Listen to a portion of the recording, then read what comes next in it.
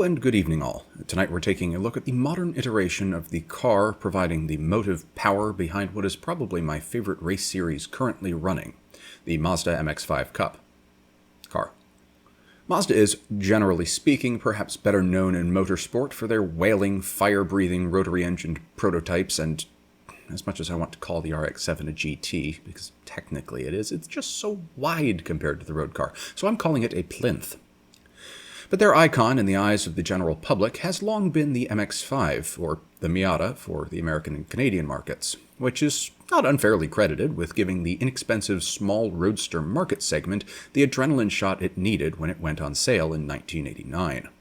By that time, most of the great British and Italian marques that had provided open-air thrills for the masses throughout the 50s, 60s, and 70s had succumbed to the malaise era, the hamstringing of emissions controls, and the inevitable superannuation of their designs.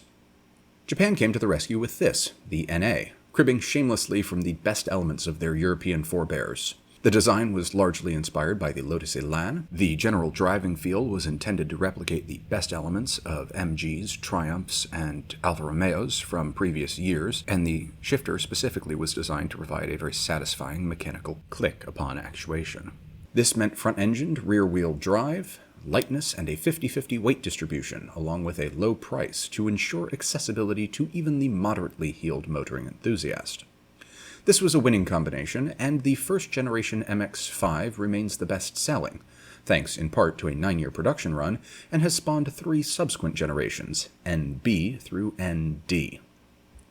Though other manufacturers have since attempted to bring in models along the same formula, most notably the Nissan Z Series, the Honda S2000, and some slightly more disappointing American offerings like the Saturn Sky and Pontiac Solstice, which were the same car, none have been successful in unseating the Miata from its throne.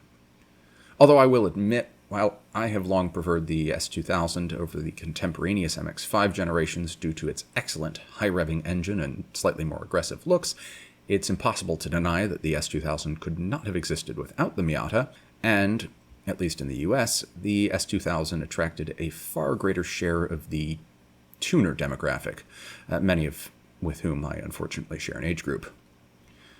Anyway, Miata's proved immediately successful on the road, and with so many sold in such a compelling form factor for spirited driving, its development into a racing car was inevitable.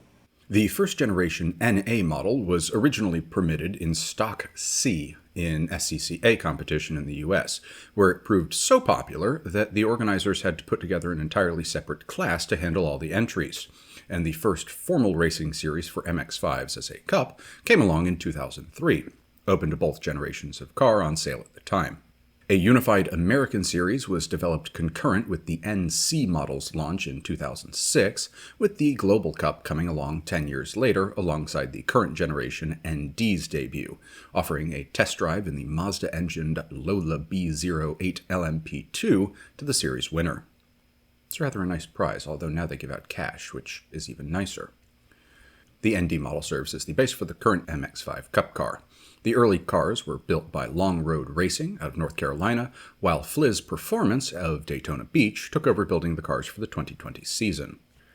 Regardless of constructor, the vehicles arrive at the shop as standard, white, road-going MX-5s straight from the land of the rising sun. The car is then promptly stripped essentially to its bare shell, with the engine set aside for reinstallation and the rest of the components probably not thrown away. Maybe they get sent to Mazda of Daytona Beach for their spares department. But anyway, outside of the bodywork and drivetrain, very little of the original car is retained, replaced instead with something in the neighborhood of 250 race-specific components, including upgraded cooling systems, suspension, and exhaust that makes it sound like a horde of angry bees. The early cars came with a spec 6-speed manual, but were converted to a spec sequential gearbox sometime around the switch away from long road racing. Stock brake calipers are retained as well, but the rest of the stopping system is upgraded to feature more substantial pads and rotors. Most visually apparent, however, is the addition of the very obvious roll cage, sometimes highlighted even further by chaps like Jared Thomas, who consistently paints his roll cage yellow to contrast the gray or red colors of his vehicle wraps that have replaced paint in modern racing. Then the stock 2-liter 4-cylinder engine is put back in, still producing a modest 181 horsepower, and the teams are not allowed to modify it in any way to increase this power. While the weight savings for all this work are not inconsiderable, the regulations require a wet plus driver weight of a minimum 2,475 pounds, or 1,123 kilos, slightly more than the quoted curb weight of 1,058 kgs for the road car, with the bill for all of this work reportedly coming to something around $80,000.